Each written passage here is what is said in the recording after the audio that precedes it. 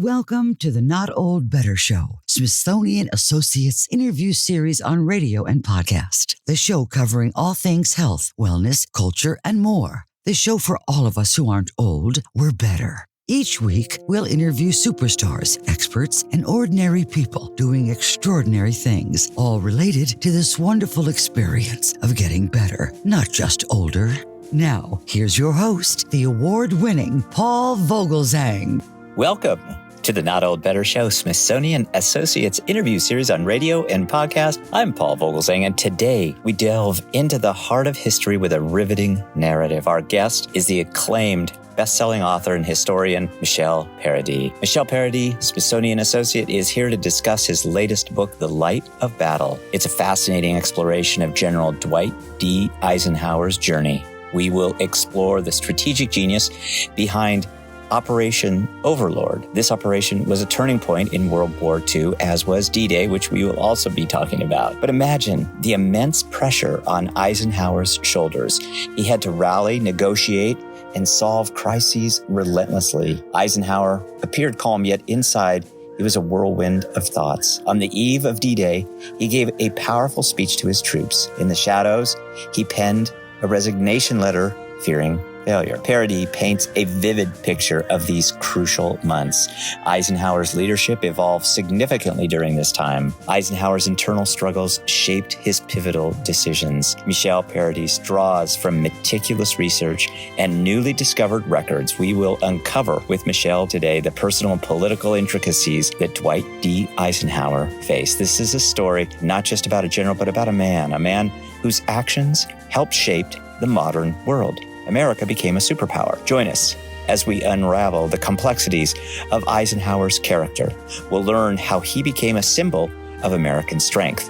Please join me in listening to Michel Paradis read a brief passage from his new book titled Eisenhower, The Light of Battle. This passage is about halfway through the book when Eisenhower has been appointed to be the Supreme Allied Commander, and he goes on a tour reviewing some of the American and some of the British, but some of the American troops who are training in England in preparation for D-Day landings. Eisenhower's train arrived in Plymouth on a cold, windy morning. Giraud welcomed him and his entourage at the platform, and the two spent the rest of the day driving between the various locations where G's men were training. Fifth Corps was made up mostly of National Guard soldiers from Maryland and Virginia who had arrived in England in 1942 and stayed there, garnering the derisive nom de guerre, England's own. The only part of Fifth Corps that had seen any action was the 1st Infantry Division, known as the Big Red One. Yet, in part because of the personnel battles with Jacob Devers, the Big Red One was led by a new commander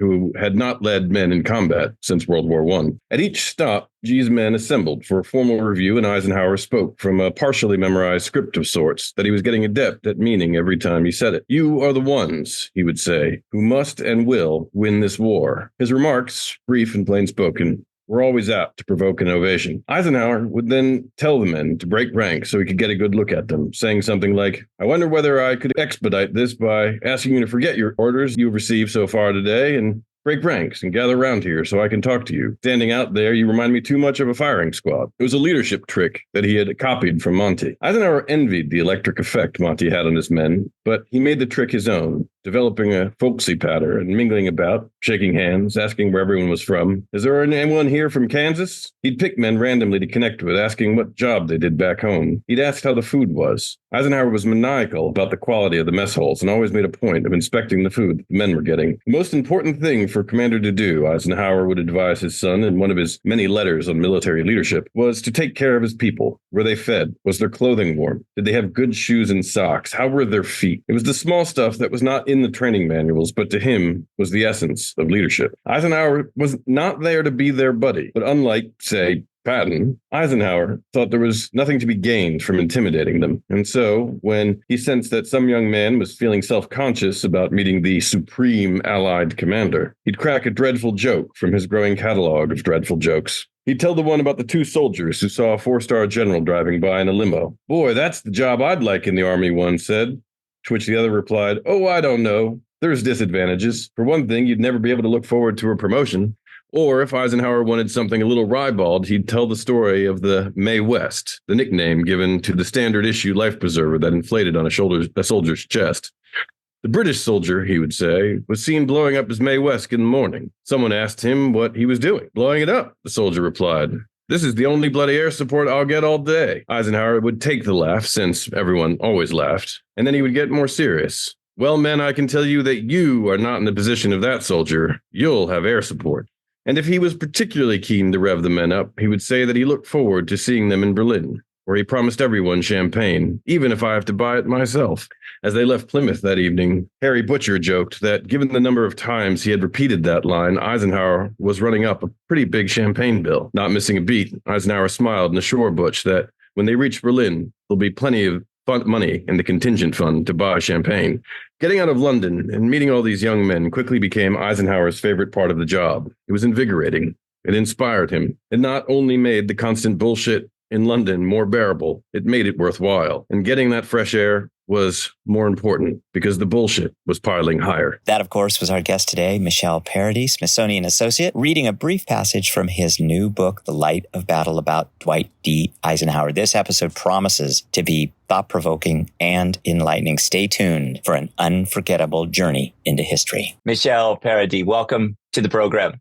Such a pleasure to be on. So nice to talk with you too. I'm excited to get into this. We are going to be talking about this wonderful new book. You've just read a passage from it for us. The title is The Light of Battle, Eisenhower, Normandy, and the Birth of the American Superpower. Congratulations on this great book. I'm excited to talk to you about it. Oh, thank you so much. I'm excited to talk about it. I know our audience is going to be eager to hear from you. Let's briefly, though, talk a little bit about your upcoming presentation at Smithsonian Associates. Tell us how you'll share this story within the book, as well as use Zoom. We're all on Zoom these days to engage our audience. Sure. I'm really looking forward to that. The book is almost 500 pages with footnotes. It's actually probably a little more. So I promise not to just read the entire book to you over the course of 45 minutes. I don't think I could. But what I hope to focus on, particularly given the timing of the landings on D-Day, is to offer folks, as best I can, a sense of what it was like to live at that time. Certainly for me, the thing that makes history interesting is that the people who lived through it don't know how it ends. We know how it ends, but the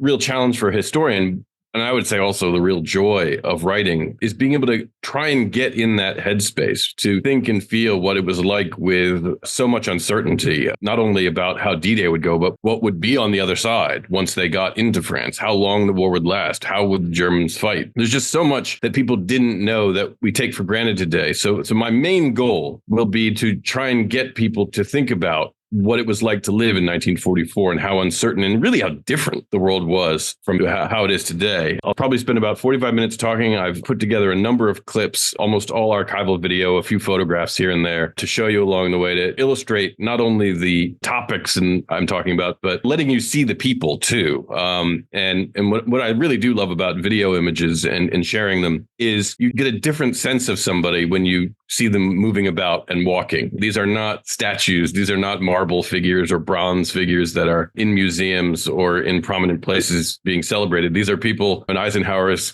case at least, chain smoking and worrying and thinking and pacing about. And so sometimes you just get glimpses of that real humanity that I tried my best to capture in the book and that I think you can really see in a lot of these films too. So I'm really looking forward to that presentation. I hope people enjoy it. And I'm really eager to hear people's questions as well, because it's such a fascinating time that raises so many questions that are relevant not only to people who are interested in history like me, but I think relevant today and about the politics of the world today, how we got here, where we're going, what kind of world we're looking ahead to. I hope people enjoy it. I'm at least very much looking forward to it. I tend to be an enthusiastic person, and I get that. Absolutely. You've worked hard on this book. The subject is a fascinating one. I think one of the things that our audience is certainly going to be interested in, along with D-Day, is this major theme in the book, the major subject of Operation Overlord. Tell us briefly what Operation Overlord was at the time and some of the strategic planning that went into it, because I think that's Eisenhower was so known for being such a thorough, precise mind in terms of his planning? So Operation Overlord is the code name that was eventually given to a plan that Eisenhower had a big hand in creating as early as March 1942. He was asked in a very straightforward way when he was working for George Marshall in the War Department, how do we win the war in Europe? With all of his education, his close study, particularly of military history, he looked at the map of Europe. He said, we cross the English Channel, we charge across France to Berlin, and the shortest way between 2 points is a straight line, and that's the straight line. And so this was originally the plan that he had worked out as a war planner in Washington that the Americans got behind and were very eager to pursue. Originally, the American code names of Sledgehammer and Roundup.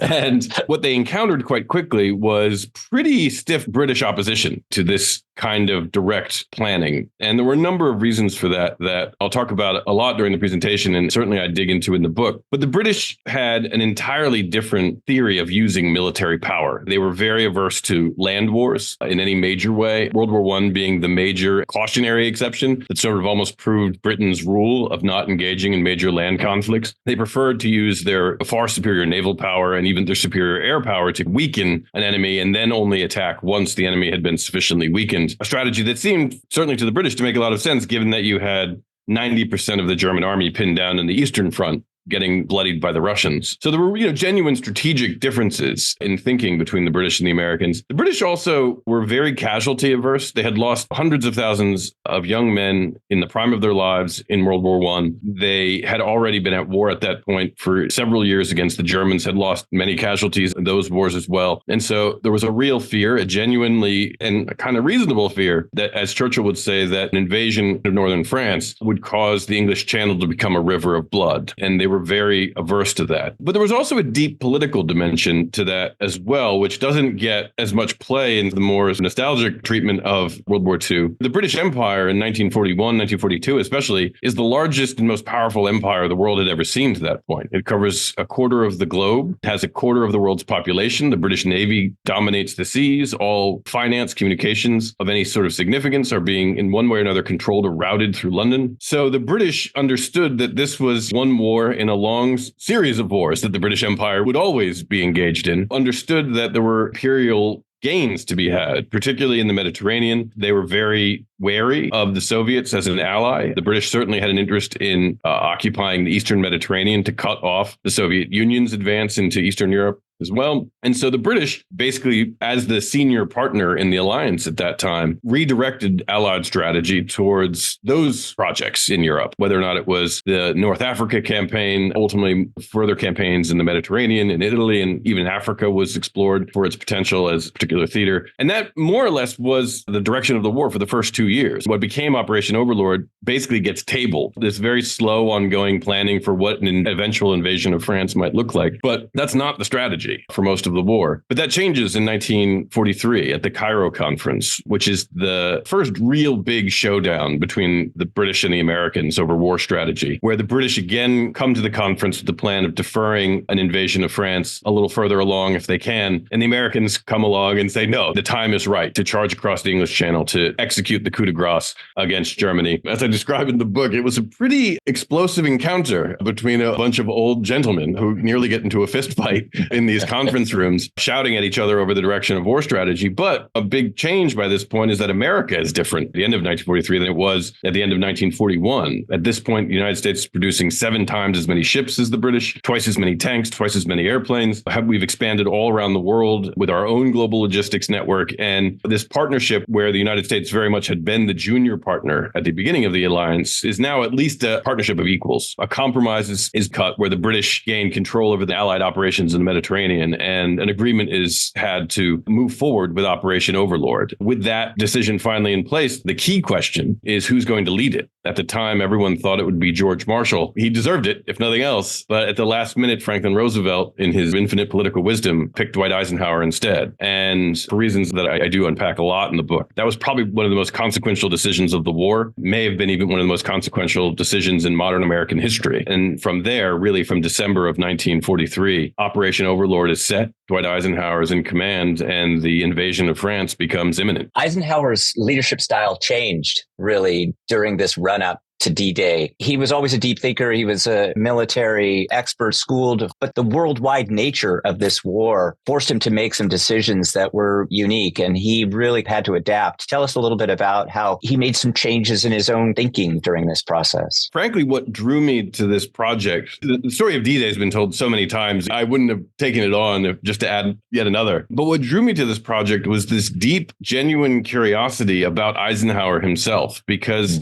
he's this figure who's almost taken for granted as a historical matter. He doesn't get nearly the press that someone like George Patton does, for example, but he had this utterly effective leadership style that eschewed grandiosity, skewed what we think of today as like great leadership, whether or not it's JFK or Barack Obama or Ronald Reagan or Donald Trump, right? Depending on whatever your politics, we tend to equate a certain public charisma with leadership, whereas Eisenhower lacks that sex appeal, so to speak, but his list of accomplishments is stunning, not least being he defeated the actual Hitler, right? Like we always make analogies to Hitler. Right. Eisenhower literally led the war that defeated Hitler. And so that's what drew me to it, is to try and really understand him, how he did that. And he is fascinating because he was someone who ultimately functioned, and I think his strongest and most powerful trait, even more than his tremendous willpower, was humility. He was always willing to change his mind. He always wanted to get more information. He always was willing to hear people who disagreed with him, sought out differences of opinion as best as he could, and used all of that information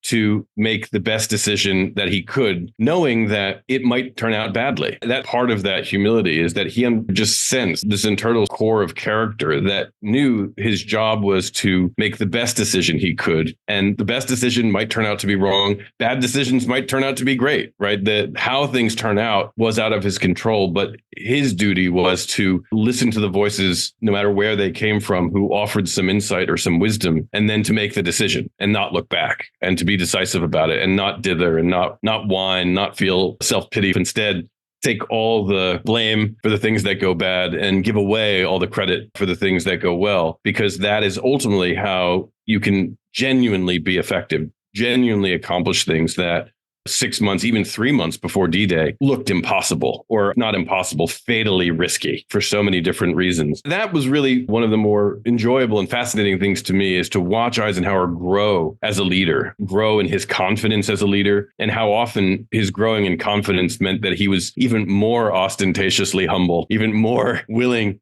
to bring in outside voices and to be very frank with people about what he didn't know, as a way of ensuring that organizing a group of people to do something is always going to be far more effective, far more powerful than what any one person can do. And he really understood that in his bones, but he learned it too. And that was one of the great joys of writing about it, is to see how he developed that sense of wisdom and that stoic wisdom in his leadership style.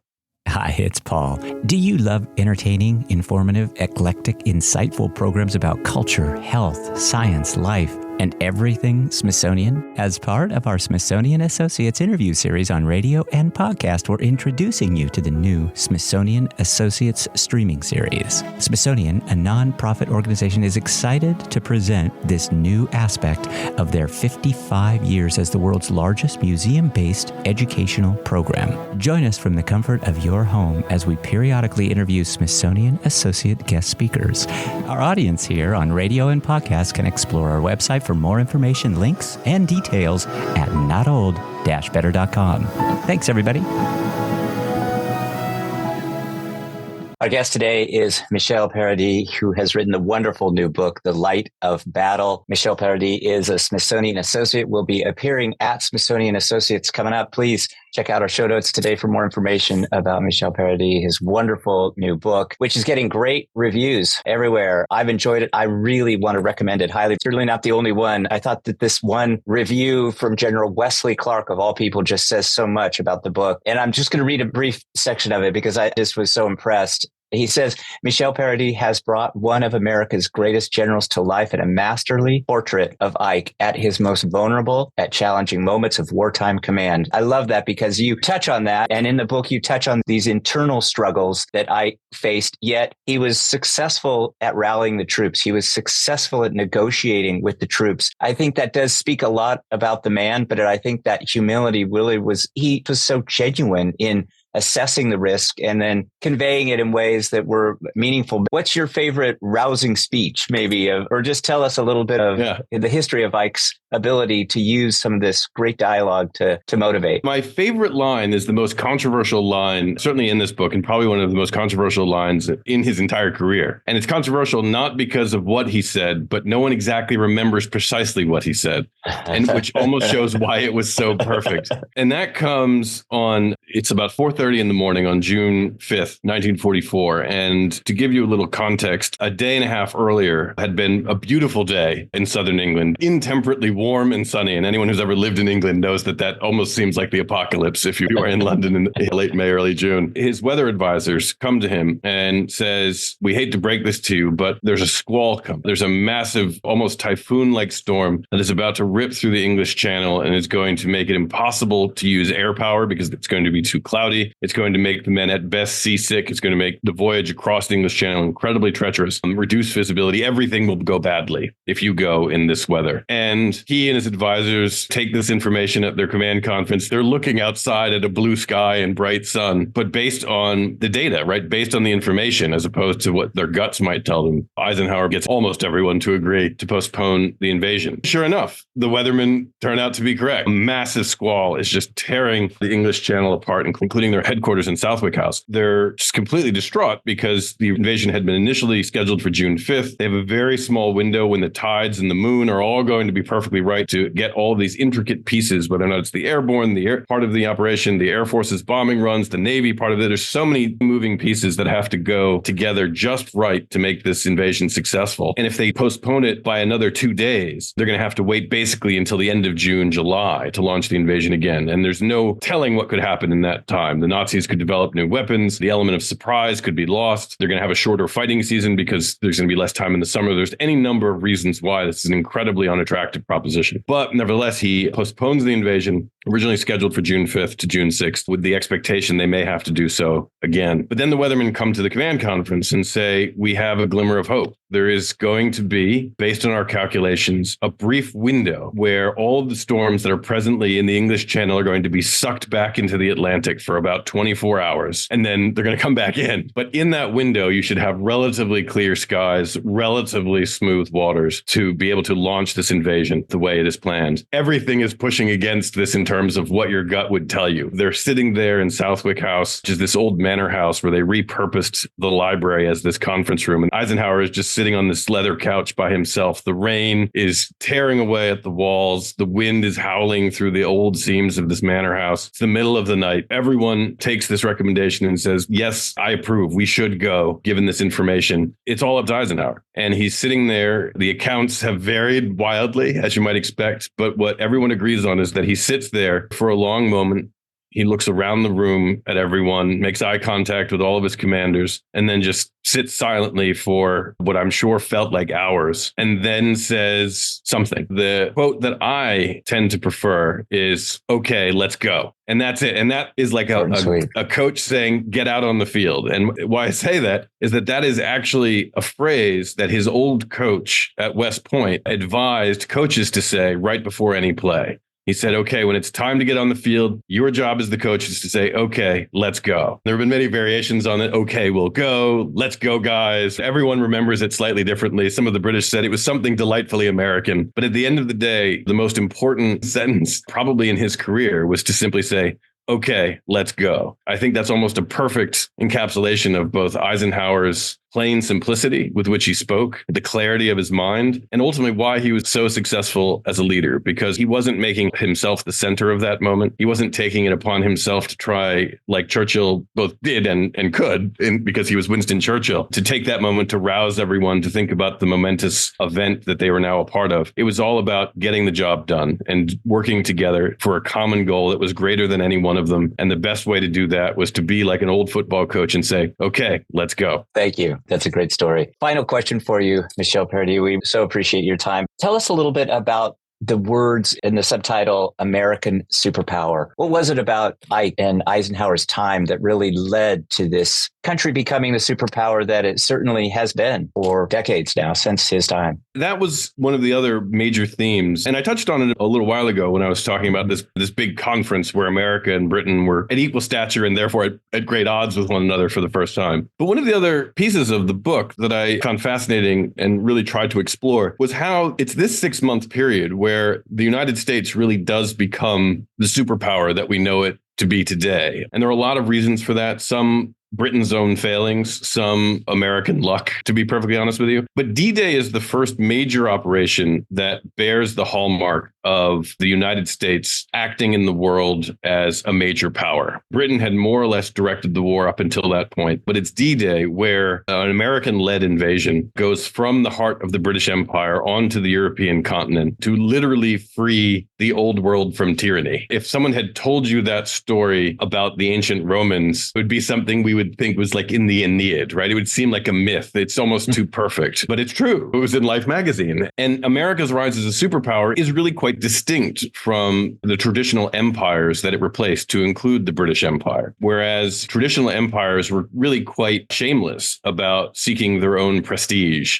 seeking their own imperial ambitions and territories, and maximizing themselves as the center of their empire, and if not of the world in the case of Great Britain. The United States became a superpower and I think succeeded as a superpower because, much like Eisenhower, it committed its ambitions to something greater than its own national interest. Roosevelt embodied a lot of that in the Atlantic Charter at the beginning of the war, but whether or not it was democracy, whether or not it was human rights, whether or not it was ultimately decolonization, which was very much adverse, as you might imagine, to the great empires of Europe, the United States committed to an ideal of international peace, prosperity, and cooperation that was greater than any one country's interest, and that required cooperation, that required multilateralism, required commitment to broad ideals that, frankly, in 1944, were naive. The British were very apt to write off all of the happy talk Americans used to say about decolonization and democracy as just wartime rhetoric. It was something good to keep people fighting. And I think they underestimated the extent to which we actually meant it and enshrined it in institutions like the United Nations Organization, in treaties like the Universal Declaration of Human Rights, and in various commitments the United States has made, imperfectly to be sure, but always striving, much like the Constitution says, to be a more perfect union ever since. Therefore, I don't think it's a coincidence that Eisenhower is the first American president to be called the leader of the free world. We take that for granted as one of the great titles of the president, commander-in-chief or something like that. But it's only as Eisenhower takes the presidency that leader of the free world becomes something uniquely identified as both American and of the American presidency. And it's because we offered something that was much more hopeful and offered the promise of a much freer world than had existed prior to then. You know, whether or not we can keep that going and whether or not we can keep that promise is always a matter of debate and question. But it is something that was remarkable at the time and is worth celebrating all these years later, something we should at least aspire to. Smithsonian Associate Michel Paradis has been our guest today. Michel Paradis has written the wonderful new book, The Light of Battle, Eisenhower, Normandy, and the Birth of the American Superpower. Thanks for reading, being so generous, and congratulations on this book, all of this research that you've done. I know that many in our audience are going to be excited about your upcoming presentation. Check out our notes, everybody, for more details about Michel Paradis and all of his work, best-selling author, and his wonderful new book about Eisenhower. Thanks, Michel Paradis. We appreciate your time, and we'll see you at Smithsonian Associates coming up. It was great fun. I'm really looking forward to it. My thanks to Smithsonian Associate Michel Paradis, who will be appearing at Smithsonian Associates coming up. The title of his presentation is Dwight D. Eisenhower's Journey into the Light of Battle. Michel Paradis has written the new book, The Light of Battle, and we talked to him about that today. My thanks to Michel Paradis for his generous time and for his reading. Please check out our show notes today for more details on Michel Paradis, all of his best-selling books, including The Light of Battle and his upcoming presentation at Smithsonian Associates. My thanks always to our executive producer, Sam Henniger, for all of his work. My thanks to you, our wonderful audience here on the Smithsonian Associates interview series, radio and podcast. Please be well, be safe, and let's talk about better. The Not Old Better Show on radio and podcast. Thanks, everybody. We'll see you next week. Thanks for joining us this week on the Not Old Better Show, Smithsonian Associates interview series on radio and podcast. To find out more about all of today's stories or to view our extensive back catalog of previous shows, simply visit notold-better.com. Join us again next time as we deep dive into some of the most fascinating real-life stories from across the world, all focused on this wonderful experience of getting better, not just older. Let's talk about better. The Not Old Better Show. Hi, one final thing. Please check out our website for this episode and all episodes at notold-better.com or subscribe to the podcast on Apple Podcasts, and be sure to check out your local radio stations to find out more about the Not Old Better Show on podcast and radio. You can find us all over social media. Our Twitter feed is Not Old Better, and we're on Instagram at Not Old Better too. The Not Old Better Show is a production of NOBS Studios. I'm Paul Vogelsang, and I hope you'll join me again next time to talk about better. The Not Old Better Show. Thanks, everybody. We'll see you next week.